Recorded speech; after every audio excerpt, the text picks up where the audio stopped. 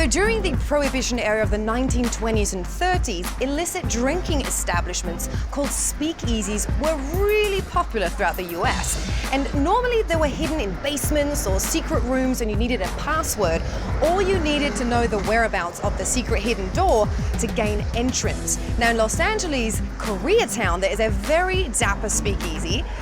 It's actually not that hard to find, it's just not that easy to get in. So let's check out Lock and Key.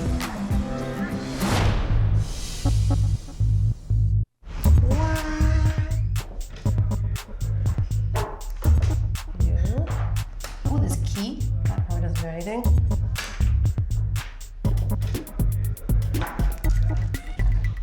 Okay. Well, clearly this might take a little bit longer than I suspected. Nope. Why don't you guys go inside in the meantime and I will figure this out, how to get inside, and hopefully I'll be in a minute. Probably not, clearly.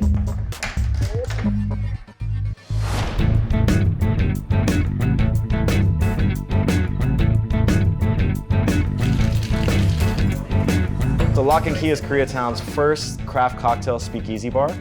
We opened in 2012.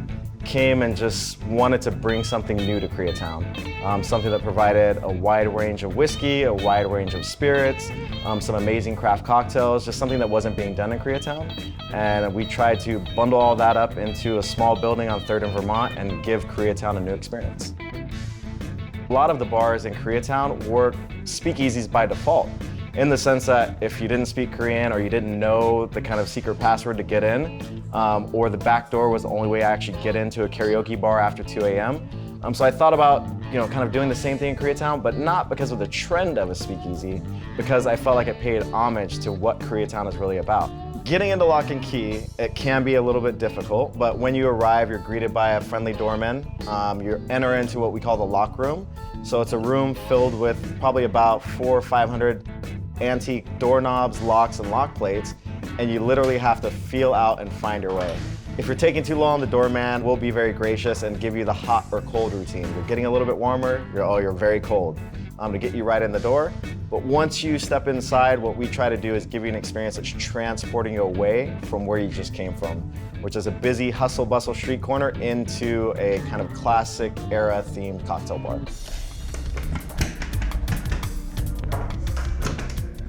Ha! Nope. Oh, bingo! Here we go. Finally in. See you inside. So Lynn, I'm finally here. Found the right key. I found the right lock.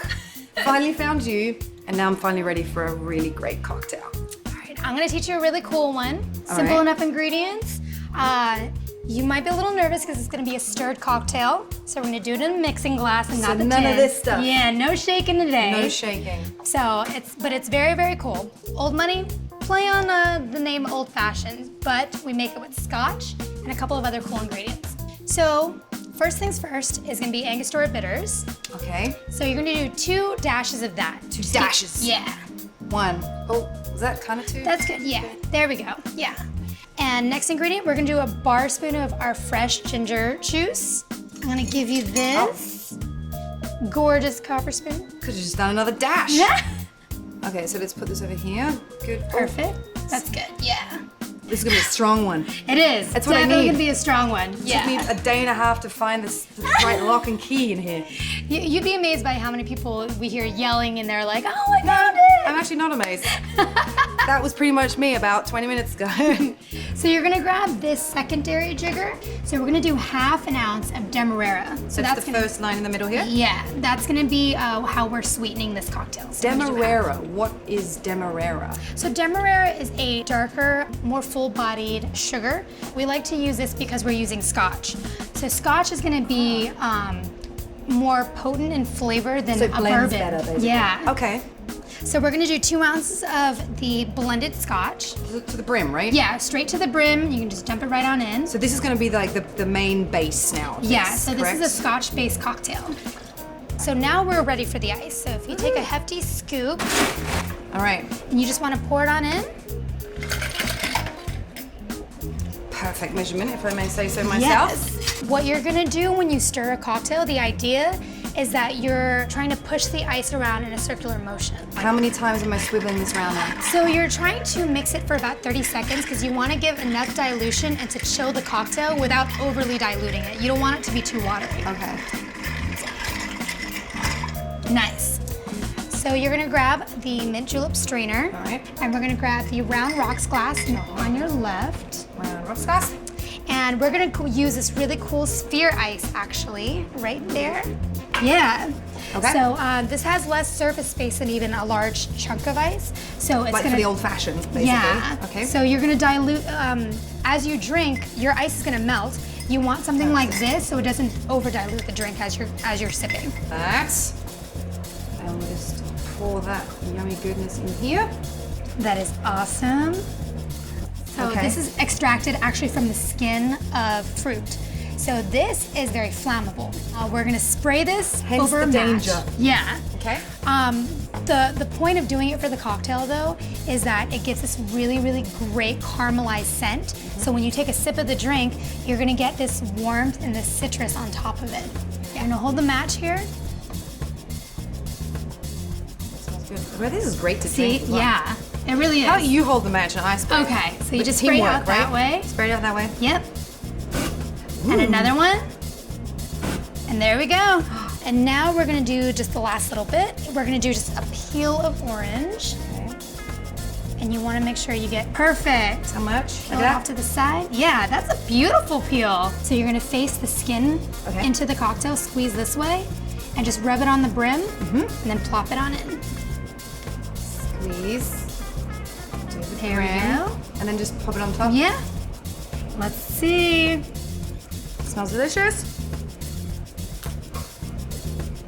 Ooh, yeah. Actually got a bit of like a smoky taste to it. Yeah, and that's coming from, you know, the caramelization, using the flame. It gives it this really great complementary smokiness to scotch, which typically is going to be smoky as well.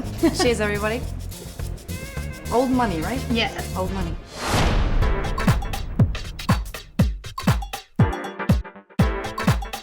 So we're not just a cocktail bar, we are also what I say is a little bit of an elevated gastropub. We have everything from a chicken banh mi sandwich, which is inspired through our venue in Vietnam. We have an amazing fried chicken sandwich that is to die for. It's tempura battered. We have a crazy smorgasbord with locally sourced cheese and meat. And then we also have the decadent and most amazing, and probably our most famous, deep fried PB&J. We make a homemade peanut butter. We also make a homemade jam. Put those two together, drop it in the fryer, and I think it's a little bit of heaven. When we started Lock and Key, we had this great kitchen window that was right onto Vermont, led out onto a bus stop that has about 3,000 passengers on and off per day. So I wanted to do a food component that served not only inside Lock and Key, but provide great food for the people that were just standing outside. So for Lock and Key entertainment, you can come here on a Tuesday night, you can see a 3-piece jazz band. You can come here on a Tuesday night and see a 3-piece jazz band who does hip hop covers. You can come here on a Thursday, Friday, Saturday, you're gonna get a very DJ-driven performance. You know, a lot of business owners will say you can't be everything to everyone, but in the creative space, we do try to be that. So at Lock and Key, we do a wide variety of cocktails. Something that's been popping up a lot lately in the craft cocktail world are tiki drinks. So we wanted to do something to add to that movement and give a little bit of a variety. So if you come here and you're looking for something a little more tropical, this is the drink for you. Fun. Yeah. These tiki mugs are actually custom to house as well, where when you buy the cocktail, you can actually take the tiki mug home with you. They are made in Vietnam, which is where our sister bar is located, which is called Skylight in Nha Trang. To start this cocktail, we're gonna need a healthy pinch of mint. We're gonna tear it in half and smack it hard. Drop it into there. I'm gonna take a piece of fresh pineapple, about a 1x1 cube square. We're gonna add 2 healthy dashes of falernum bitters, 2 healthy dashes of Angostura bitters.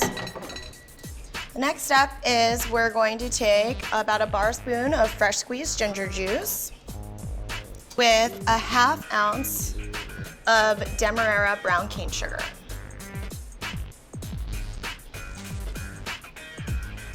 So you want to blend all the ingredients together.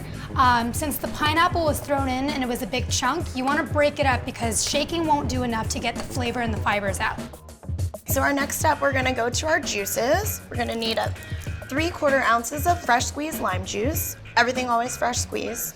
1 ounce of fresh squeezed orange juice. Next is 1 ounce of fresh pineapple juice. So we're gonna do 1 ounce of falernum liqueur. Falernum is actually a liqueur, complements tropical tiki drinks really well because of the herbaceous sweetness to it. It gives you that cool, complex layers in our cocktails. Then we move on to the rum. So we have the Smith & Cross Jamaican rum. It's a little bit of a higher proof, more full-bodied rum. And with tiki-style drinks, you're getting so many fruits and other flavors that you typically want to use a higher proof rum so it stands up because you still want to taste it. Yes. All right, and finally, we move on to the main ingredient, which is Zaya Grand Reserve. This rum in particular is a combination of 12 hand-selected aged rums that are blended together. A lot of booze. A lot of booze, just the way we like it. All right, baby, add some ice, shake that up. All right. You always want to give a good hard shake whenever you have ingredients like fruit or vegetation at all. You want to make sure it's really, really mixed in. Plus, the water content in the tiki drinks is usually a big addition to the drink because it actually helps create the flavor and the mixing of the ingredients. You always know when it's done when you get a little nice froth on the tins. That's a very easy way to tell. Give it a slap, the seal will pull off really quickly. We're gonna double strain our cocktail into the tiki mug over the 3/4 of ice. There's so many things that went into this cocktail. You definitely want to double strain. When you muddle pineapple, there's going to be a lot of fiber and there's going to be bits of mint. So you want to make it as easy as possible for your guests to drink without having to nibble at whatever's stuck in their teeth. No nibbles in this one, just smooth, straight down. We're gonna take some pebble ice and we're gonna pack the top. So now let's move on to the garnishes. There's a ton of garnishes on this one, just as in many different tiki drinks. Grab a fresh cut piece of pineapple, some refined sugar. We're actually gonna brulee this piece of pineapple, so I'm gonna use refined sugar. I'm gonna coat it a little bit. And we're gonna grab our blowtorch. We like fire at this bar. We love fire at this bar. And we're going to lightly caramelize the sugar. As soon as it starts to bubble, you know that it's gonna brown and then it'll harden like a brulee, like a creme brulee.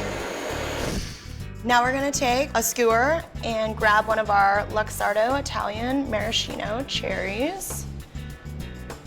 Stab it through the pineapple. Careful, it's hot.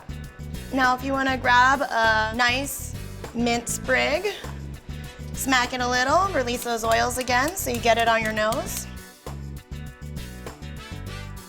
I chose to pick an orchid as the edible flower for this garnish. Pretty flower. Bright purple, beautiful, edible. Nothing stands out like an orchid, right?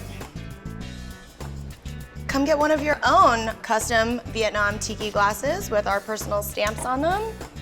And you can take it home and we won't even yell at you for taking the cup. Yep, we'll even rinse it out for you before you leave. Enjoy. Cheers. All right, you guys, once again, had a fantastic time here. So I had a lot of cocktails, I admit, and a little bit snackish, so I think I'm gonna pop next door to the lockbox for a sandwich.